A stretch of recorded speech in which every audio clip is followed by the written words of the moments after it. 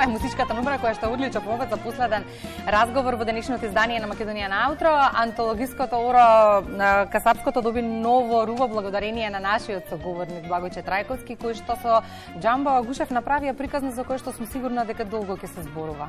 Дополнително, монографијата која неодамна излезе од печат, е посветена на основоположникот на народната музика за кларинет Тале Огниновски, ни дадува причина повеќе наредниве минути во утринската програма да зборуваме на тема музика. Добро ми соговорникот. Добро ден, Ајдо. Драго ми е да разговараме малку на убави теми. Преработките на македонската музика се лизгав терен за секој музичар, од аспект на тоа дали ќе биде прифатен тој нов звук на веќе позната тема. Касапското беше сериозна домашна задача, која што, ако ние се прашуваме, ја пројдовте со оценка одличен 5. Зошто и како до овој голем музички залак? Па, добро, како што кажавте, обработувањето на старата музика некако ни стана едно динамично секојдневие на нас професионалците.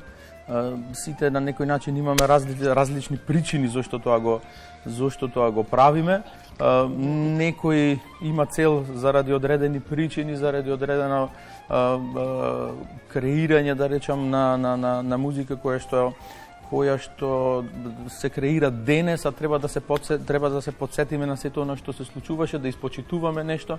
Некој заради немање инспирација некогаш што го прави, меѓутоа факт е дека во последно време многу се навраќаме наназад кон оно што значи музички корен, наша музичка традиција. Конкретно за ова Касапско оро, ова мене ми е трета обработка на оваа тема. Првата обработка ја имав на мојот прв солистички албум во 2008 година. Втората обработка се случи 2017 година заедно со Оркестарот за народна музика на Бугарско национално радио. Господин Димитар Христов направи еден прекрасен аранжман и го изведивме тоа на еден величенствен концерт во Софија. Ова обработка сега, заедно со моите другари од групата Фонтана и нашиот пријател Џамбо Агушев, се случи наменски за креирање еден музички дел кој што ќе биде дел од документарен филм посветен токму на ова Касапско оро, кој што е навистина многу популарно во однос на она што значи балканска музика, затоа што тоа е една тема која што не е позната само во Македонија, туку се свири, се негува, се развива, можам да кажам, низ целиот Балкан со едно исто темпо. И секогаш кога станува збор за нова музика, многу внимавате и на видеозаписите, што особено ми се допаѓа. Едно без друго да не оди, но често знаеме кога правиме едно да се лизнеме на другиот терен, кај вас тоа не се случува последно. Па добро, исто со вас го правевме муаветот пред некое време на таа тема во врска со самата комбинација на она што значи аудио и видео. Јас лично некако креирајќи ја музиката, никогаш видеото не ми поминува низ главата и тоа можеби е малку еден, би рекол, проблем кога треба да се дојде до оној конечен производ.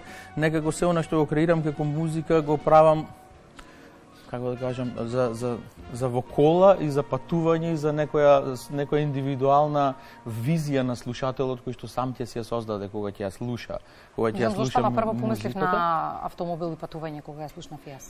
Па тоа ме радува веројатно заради тоа. Јас пошто многу од моето слободно време го поминувам во автомобил, многу од музиката која што е креирана во автомобил по патишта, да кажам, и некако се ми се поврзува со тоа и секогаш оставам на самиот слушател да си го створи својот индивидуален филм поврзан со музиката која што ја слуша. И затоа викам, секогаш кога ќе дојде креирањето на видеото, некако тука јас сум најнемоќен, за да можам да дадам идеја, да дадам предлог или нешто слично поврзано со тоа. Многу е важно да имате добри луѓе околу себе, професионалци. Секако.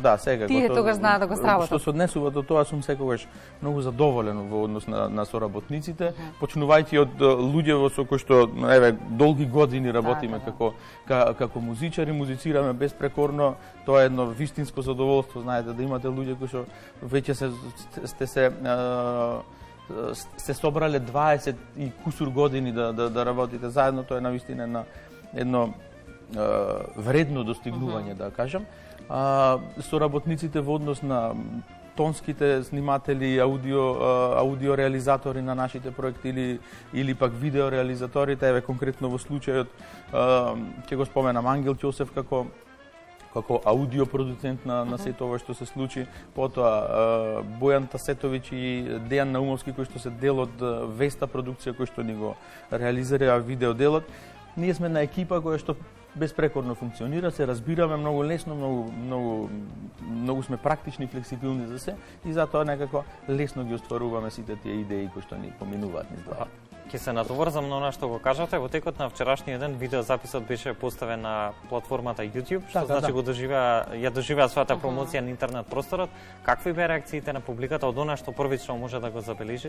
Па на мое изненадување и големо задоволство беа навистина позитивни. Јас и претходно кажав, влегов со една друга емоција конкретно во овој случај затоа што како што кажав, трета обработка ми е на ова е наменски направена тема и некако доживувањето мое беше различно, но драго ми е што ете така побуди едно позитивно чувство кај и обичните слушатели, но кај стручната фела. Синоќа добив доста пораки, јавувања од доста пријатели, не само од Македонија и надвор од Македонија, некако сето тоа доста позитивно влијаеше на нив и посебно ми е драго и сум среќен за тоа. Нормално и секако е поттик тоа, поттик за. И преработката на Касапско не е единствениот повод за кој што денеска ве повикавме во Македонија наутро. Имено пред извесно време се случи промоцијата на монографијата која што имам кај себе за основоположникот на народната музика за кларинет Тале Огненовски, за кој што сакам да проговориме наредниве минути. Одличен материјал за генерациите кои што доаѓаат музичари. Така, годинава е една убава година за одбележување на јубилеј. Сведоци бевме пред неколку денови на едно убаво одбележување на 100 годишнината од раѓањето на Александар Сариевски. Да. Меѓу другото, 100 години од раѓањето се навршуваат ова година и од раѓањето на господинот Тале Огненовски, кој што значи основоположник на македонската народна музика за кларинет. Промовиравме, посветивме една вечер во рамките на Илинденски денови оваа година во Битола. Се извинам што ве прекинувам.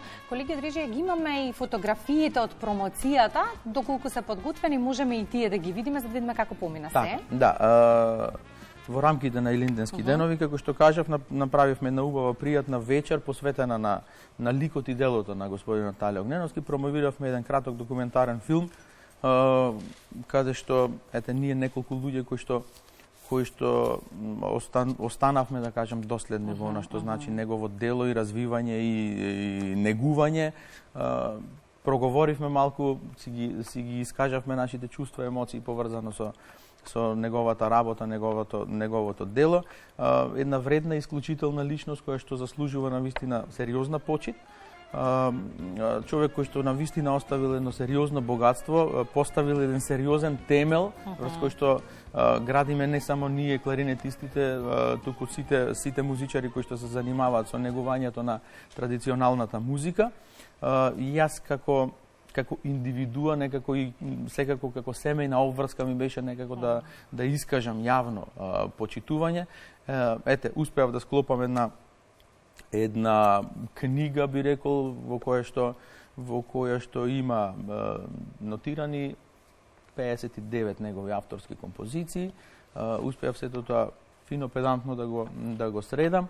Тука има страници посветени на неговиот живот и дело, неговиот животен пат кој што е навистина од една страна трнлив, тежок, но од друга страна животен пат исполнет со многу предизвици и многу успеси, да кажам.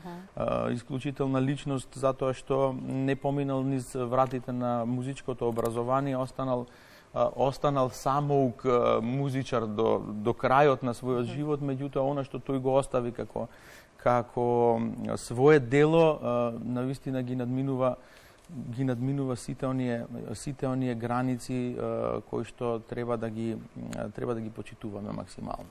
И сега ви годили, ќе ви кажа дека вие сте вториот наследник на виртуозот на кларинета Огненовски. Колку ние како народ и држава го цениме она што големите уметници го создадоа и оставија за нас како културно уметничко наследство?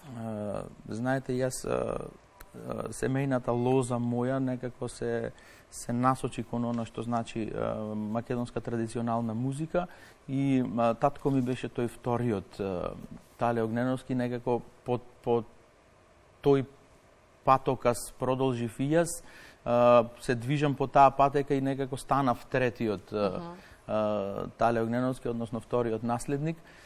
Драго ми е тоа, затоа што сепак она што Тале Огненовски го оставил навистина сериозна работа и одговорност е да се негува и да се твори по тој пат, да се креира музика во денешно време која што ќе се темели и ќе се базира врз тоа што значи македонски музички идентитет кој што е поставен во тие рамки во тоа време. Ме прашавте во однос на односот каков е нашиот спрема сето она што значи македонска традиционална музика. Ние некако како нација, како општество научивме да ја сакаме само, меѓутоа не ја научивме македонската музика во вистинска смисла. Многу ретко да најдете човек, музичар да најдете кој што навистина ја познава.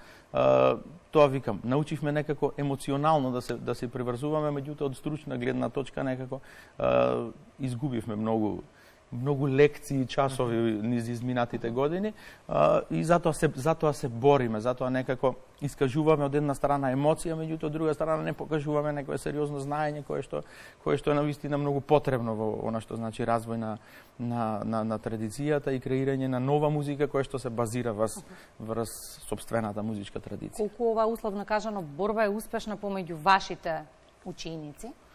Оние кои што треба да го продолжат патот, кои што треба да создаваат музика, Тешка е борбата, ние секогаш имаме малку време да зборуваме тука и се осврнуваме на оние позитивни работи, да, но генерално стварно е навистина тежок цел тој пат. Со времението, многу пати сум го кажал тоа, си го прави своето.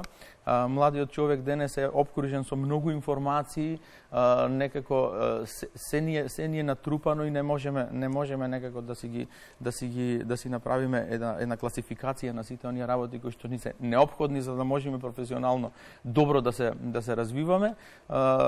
Тоа што медиумите многу често нудат се и се што прави една конфузија во развојот на младиот човек, многу е тешко да се искреира во главата сето она што значи вредно и да се тргне тоа што не е вредно настрана.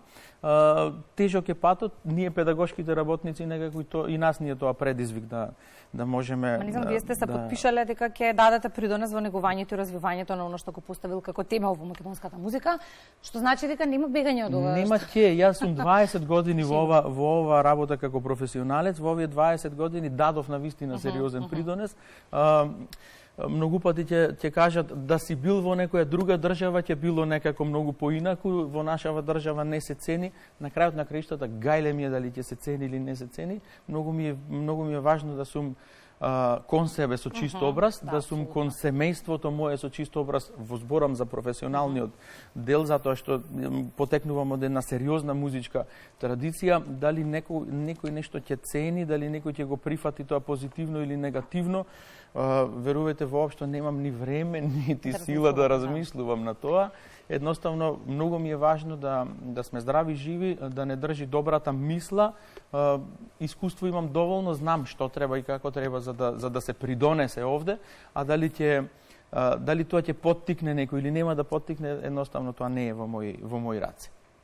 Благојче Трековски, еден од нашите најпознати кларинетисти и најдобри гостин во утринската програма на Македонската телевизија. Благодариме за одвоеното време за гостувањето и многу успех со видеозаписите. Ви благодарам и вас. Драго ми е што се уште ја држите ова позитивна атмосфера, секако многу сте насочени кон она што значи успешно презентирање на се она што е актуелно. Да ве гледам стално вака насмеани, ведри, весели и позитивни. Благодарност голема и се надевам што поскоро да се видиме. И нашата желба е иста. Благојче.